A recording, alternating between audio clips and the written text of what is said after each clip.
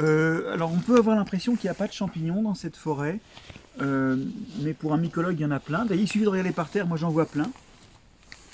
Je ne sais pas si vous les voyez là. Il faut peut-être s'approcher un petit peu de cet endroit. Moi là il y en a plein, mais je ne sais pas si vous les avez repérés. Alors bon d'accord, c'est pas des champignons comme on s'y attend, mais c'est quand même des champignons. Et oui, les fameux lichens.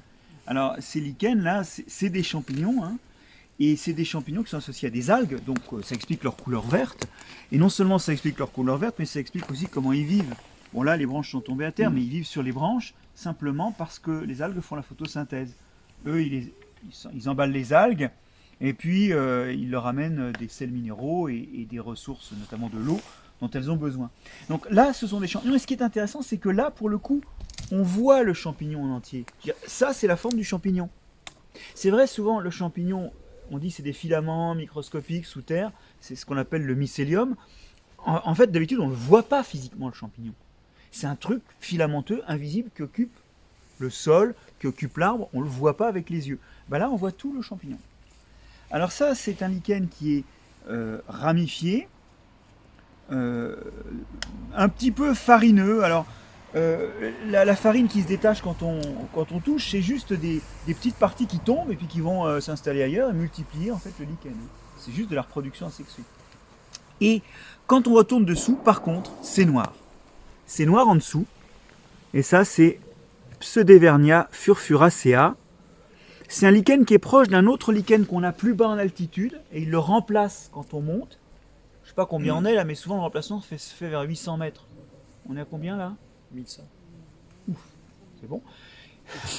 C'est pas une science exacte cette histoire-là. Donc on est à 1100 mètres et effectivement on est dans la zone où il y a Pseudevernia furfuracea. Il remplace ce qu'on a en plaine, qui est un lichen qui est, il est vert dessus et en dessous par contre il est blanc quand on le retourne, qui est le Evernia prunastri.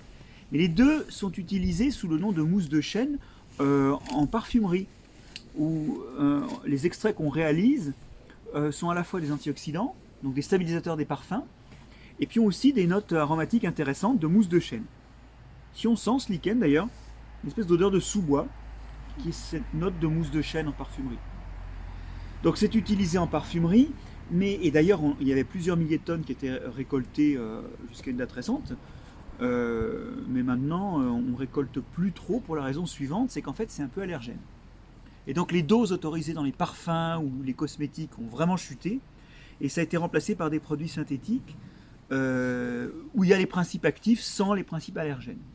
Pour dire que les molécules qui sont là-dedans ne sont pas forcément bonnes pour la santé, et puis pour terminer sur ces lichens qui, comme ceux d'Evernia furfuracea, donc s'appellent des mousses de chêne, pour terminer, il faut savoir que on les broyait à l'époque classique, et la fameuse poudre qu'on mettait sur les perruques, eh bien, ça contenait notamment du lichen broyé. Et ça avait non seulement un rôle dans la structure, mais c'était surtout un rôle antimite. Parce que ça, c'est bourré de molécules pas très très bonnes pour la santé.